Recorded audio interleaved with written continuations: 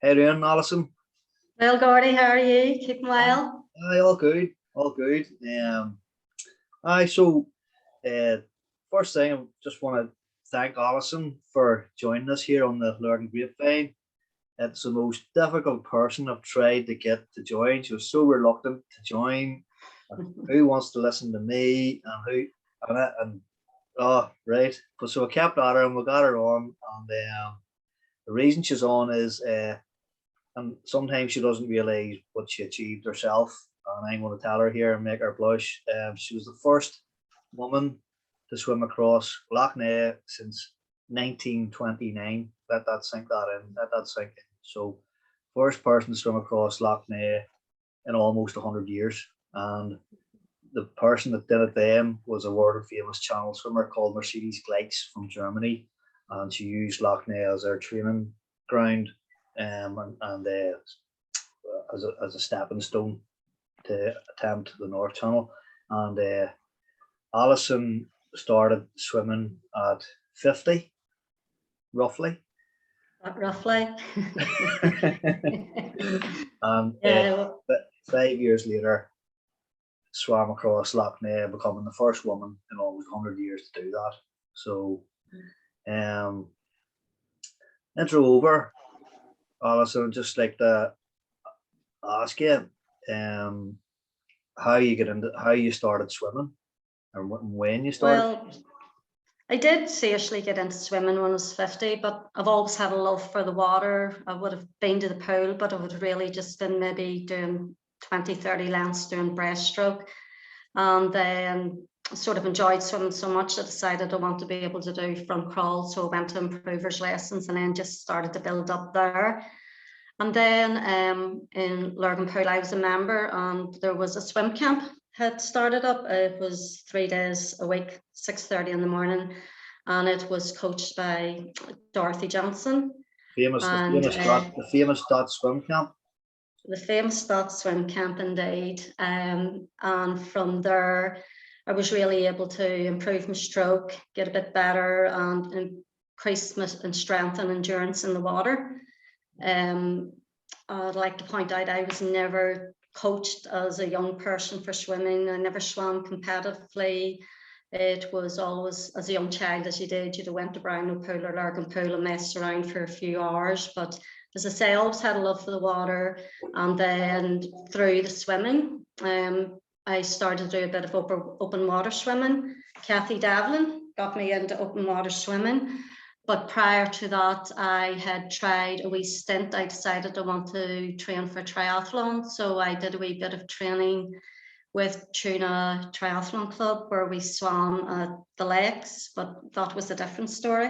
Yeah. I recall first time I ever got into the lake and open water, I just assumed swimming in open water was basically like swimming in a swimming pool, only you didn't stop, you just went on swimming.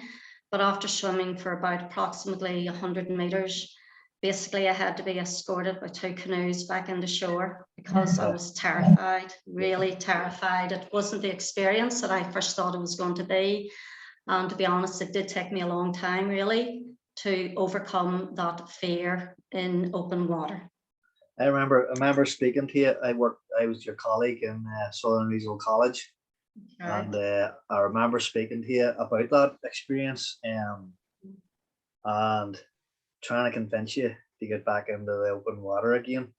So I had ulterior motive at that time, Alison, because I was trying to flog a tow float that I had.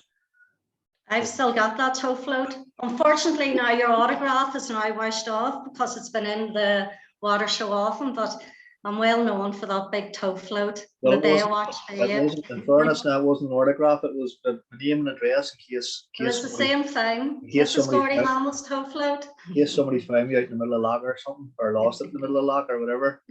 But just on the tow float, I know like the sport of open water swimming and obviously the dunkers, and we'll talk about that a wee bit probably, and but it's exploded, and want to emphasize to everybody how vital it is to wear a tow float, Alison. Yeah. Yeah, well, I would say I'm pretty experienced in open water swimming, and I would never go out as far as the marker out there at Oxford Island, which is 250 meters. I would not think about going out without a tow float. Never, ever, ever. Yeah. I would actually prevent people going in if they hadn't a tow float. It's not worth it. You don't know what's going to happen. You have to respect the water. Yeah. Yeah, no, it's a good point, and it can't be emphasized enough, you know, during these discussions. You know, you obviously swam across Lough, which was how far, Alison? It was 12.5 kilometers. So it's about 9 miles. Eight-ish miles, 6, 7, 8, yeah. But obviously, you would have swam a lot further than that, because you don't get swimming just a straight line. Did somebody do a tracker to track the actual distance, or was there a track on it? It was actually because the guy Chris Welsh, who took the boat, he was navigating it, so he had it on his gauge as well, and I had it on the watch. I had to make sure I had it for Strava, Gordy. Oh, it's not on Strava. Strava. Not on Strava, it didn't happen. But we'll talk a wee bit more about that there, you know, about the actual swim itself. But we've just jumped from you being afraid to swim 100 meters in Lough Lakes to swim in 10 miles or more, probably, to swim across Lough Neagh. Where were the kind of staging points in between that? Was there a couple of wee key challenges that you did, or how did you arrive to trying to even do that? You know, the first woman since 1929. Well, I don't know. I think maybe when I'm now with swimming, you make an amazing amount of friends. You meet people you would never have had the opportunity of meeting. It's a great community. So we would have all had swimming ups on swimming groups on WhatsApp. Swims would have been posted, and then you maybe start to push yourself. You know, maybe would have been we'd swim for 2 kilometers, we'd push it and push it. We did plenty of practice runs. We swam from Golly's Gate around to Oxford Island. I did the Battle of Carlingford. Just to explain to people what the Battle of Carlingford is. The Battle of Carlingford. Sorry. Well, we swam from Carlingford to Neagh. It was 7.5k. So that was a great experience. That really made you realise, you know, you're always safe though. You know, there's boatmen all around you. You're always in a safe environment. Sort of swims like that, which sort of prepares you for really what you're going to experience when you are out in the open water. Even though you have your boat beside you, are basically alone.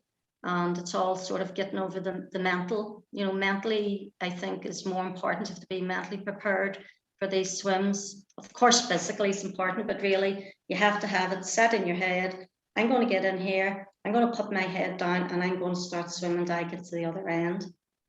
Yeah. So it's really mind over matter. And the Battle of Carlingford, I've done that myself, and it's I describe that swim as the closest thing you get to flying sometimes, because you're swimming down Carlingford Lough with the mountains both sides of you. Oh yes. And it's beautiful enough, Alison, you know, driving that road. But you know, what's it like swimming that? It's got to be one of your favorite. Yeah, it's just any open water. It's just the connection with nature. Yeah. Because you can't get any closer to nature when you're in the water, and you understand you're in the water and the strength of the water. And when you're swimming, you're coming up for breath and you're looking out across the top of the water, and you can see greenery, you can see mountains, you can look up, you can see the sky. It's a wonderful experience. It's really hard to explain, and it's just this connection really with nature, sense of freedom, and it just makes you want to see how wonderful nature is, you know. And I think really that's one of the things I love about open water swimming. There's no comparison in a pool.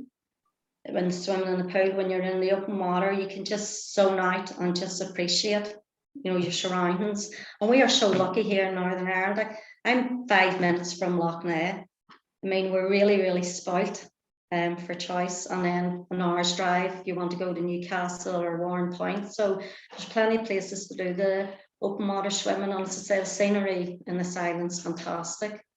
I know, as kind of spoke to a couple, people before, Lough, that if that was in any other country in the world, there would be changing facilities, there would be safe markers, there would be coffee shops making business out of it, there would be, it'd be making money for the area, there would be, there would be the proper facilities and all the rest. So it's time to probably for people to play catch, some people in higher places to play catch up a wee bit too, because the sport is here whether they like it or not, and it's here in strength.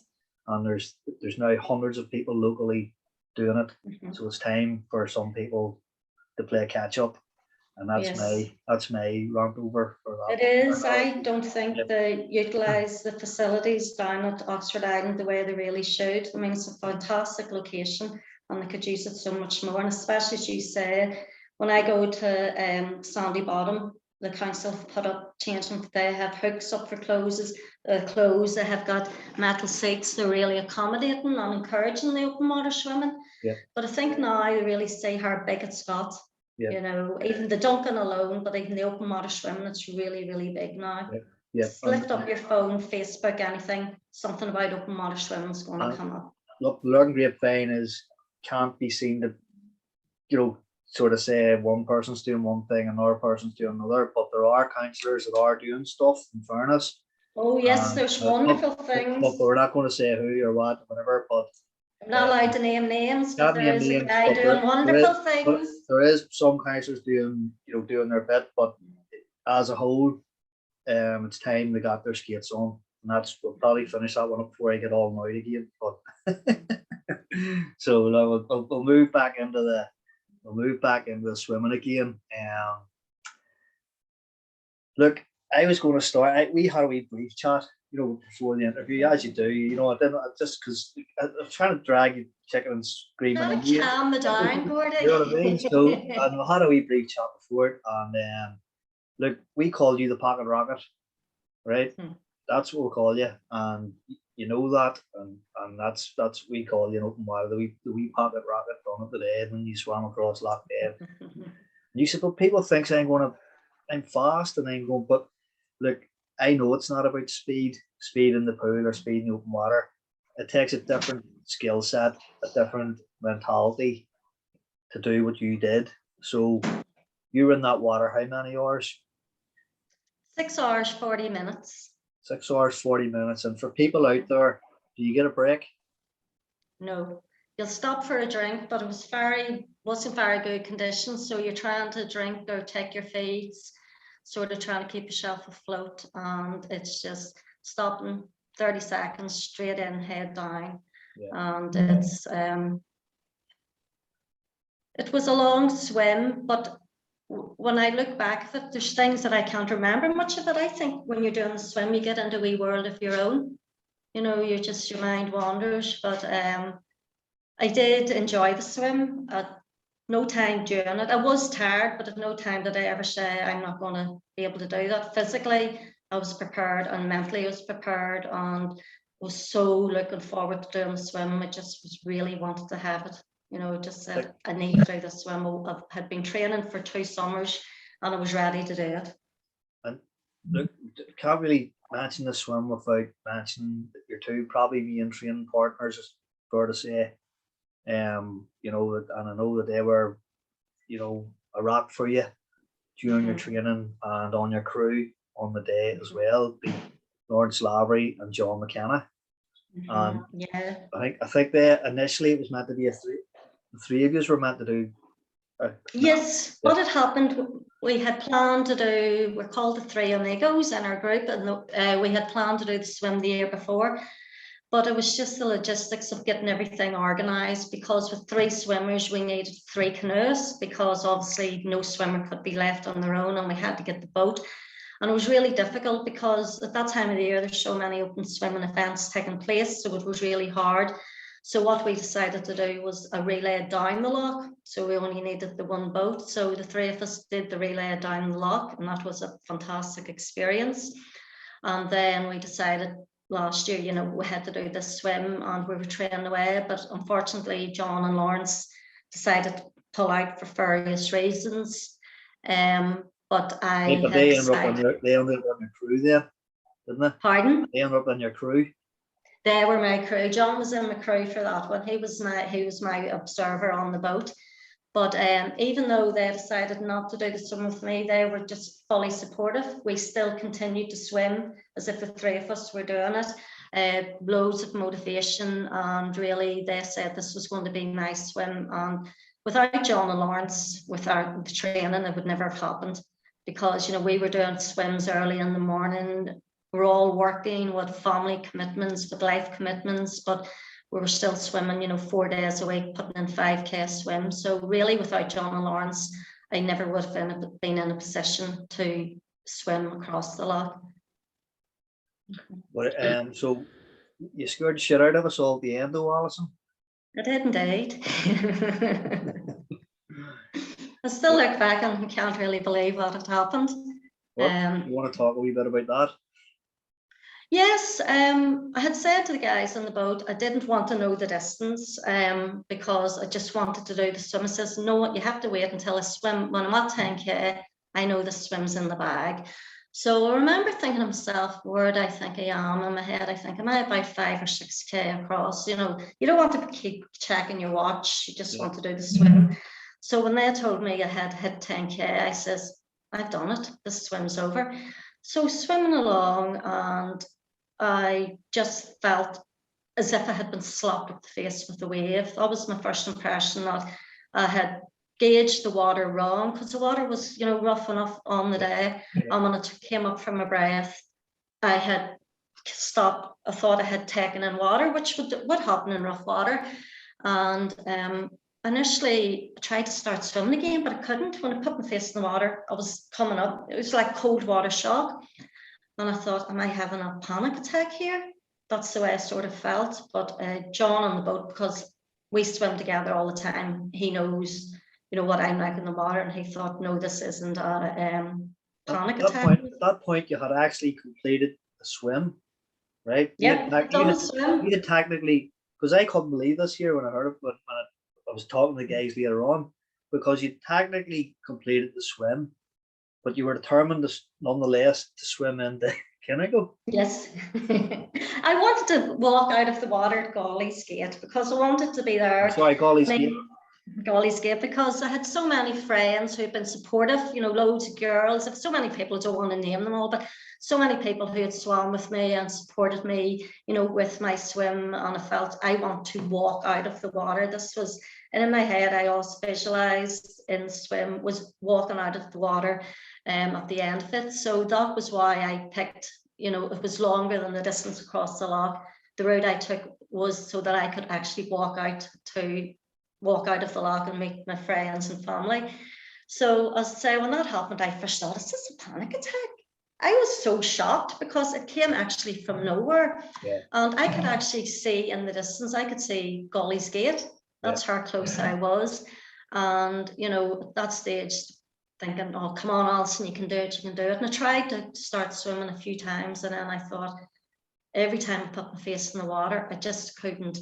I couldn't put my face in the water, was essentially inhaling the water again.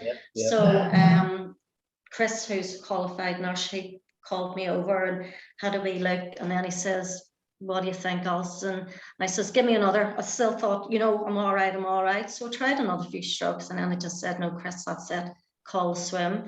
So they'd got me into the boat, and to be honest, I can't really remember anything from pulling me into the boat, bringing me into shore. So it was a bit dramatic for people who were watching it, not knowing what was happening. But everything turned out. I was on the way home from the mountain in Fermanagh. What do you call it? The Boardwalk Mountain. Anyway, I was driving home. Oh yeah. I phoned John McKenna, and he says, "Oh, look, she's done it, but she's heading over to the hospital." And I was going, you know what I mean? So, look, basically, it kind of took the shine off it a wee bit at that time, because you had covered the distance, you swam across Lough Neagh, but it was like your lap of honour was ruined. the way I describe it. You know what I mean? So, but Yeah. the Lough is no, and this, you know, channels. That's a fact of it. Channels swim you did there almost. You know what I mean? And it's no place for a lap of honor. You've done it. Get into the boat, get the towels on, and get home. Do you know what I mean? So, I think you're right. You got out of hospital then the next day, didn't you?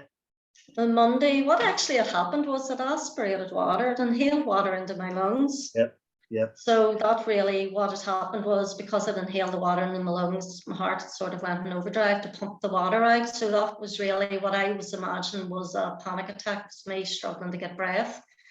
But luckily enough, I mean, I had Chris and I had John there, who I was in safe hands, and everything turned out fine. Just caused a lot of worry for a lot of people. Yeah. But I found out I have a very healthy, athletic heart, so something good came from it all. Turns out you're scared to share it with us, but that's all right. Sure. Don't worry about us. Like, we're just look. I can't really describe it to any more than what I've said. Is that it hadn't been done since 1929 by a woman, you know, but fair enough, women are probably stronger channel swimmers than men, you know, but it's still, you know, it's over 100 years, you know what I mean? It's almost 100 years. You started swimming 5 years ago, and when you say about the strong heart, it doesn't matter how good a swimmer you are. It is all about your stamina, your pain endurance, your mentality. That's what that's what channel swimming is about, and it takes a certain type of cycle. In you to do things. But that's being flippant. But it's all in the head, isn't it? Really, it's all in the head. Yeah, it's getting over that mental barrier. You need to say to yourself, you know you can do it. I know I can do it, and you're just going to get in there and you're going to do it. Yeah, but it is a mental challenge. Yeah, and as you said, you zone out, and you forget parts of the swim and all that there. But again, that's your coping mechanisms, and you know what I mean. So, but you sort of took away one of my questions, because usually during a swim like that, there is times when you're going, you know, there is moments of doubt, like what you said, you know, that was you were going to do it, and that was it. Like, you know, and you never had those moments of doubt. And I remember the next day, I got talking to you. I think you done the swim on the Saturday, and I was talking to you maybe on the Monday or the Tuesday, and he says, "You going to do it again, or you going?" You know, and you said, "No chance. The family wouldn't allow it." Isn't that right? I'm not allowed to mention it again. Not even allowed to mention it. No, they were very there, and I looked at it from their side. You know, they were traumatized because they had always seen me as a real healthy, fit person. Nothing ever happens. I don't even get the cold, and then seeing me being lifted out of a boat and a mask putting on and taken away in an ambulance, it was quite frightening for them. But I am doing the Channel Relay this year, so I'm allowed to do that. Good stuff. But we'll say there's plenty of swims planned for the future. But even just talking about that too, Alison, you know, fair enough. You know, this happened to you at the very end of a 6.5 hour swim. But the fact that there are a lot of people out open water swimming and stuff, that's all good. But never swim alone, because you know you can't breathe, the wind can whip up in the Lough, you can inhale water, you know, and that's why safe swimming areas and stuff are essential. And you know, to safeguard, because people's going to swim anyway. It's that genie's out of the bottle. So now it's up to us again, powers be, to make sure it's as safe as possible, and people can swim in safe areas where they can be watched, and you know, and have quick access in and out of the water, and you know what I mean, and stuff like that there. So in a way, you know, and because you can't, you know, just inhalation of water, and again, people do need to respect the water and so on as well. But no, it's again, it's just it's been brilliant talking to you, and you're an inspiration. You're an absolute inspiration. Thank you. And I think I wanted to get talking to you on International Women's Week. What do you call it? So I was the first one I asked you, and you said, "Oh, think about it," and then I was texting you and all that there sort of stuff. And You harassed me and you stalked me. Finally got you on. And you bullied me. So finally got you on, but because and then it ended up that I'd done a series of interviews. It was all men. Do you know what I mean? Whereas you would have been one of the first I wanted on, and it would have been great. But nonetheless, a couple of weeks late or whatever it is, but just goes to show, doesn't matter what age you are, it doesn't matter what sex you are. If you've got a goal, if you got and if you've got belief in yourself, and you reach out for help, for people that know and stuff like that, you'll get there. And and thanks again, Alison, for the interview. I'm going to hit the stop button here on the record. Me and you'll probably end up talking away anyway. Thank you. It was lovely speaking with you, Gordon. Aye, You're a good interviewer. All right.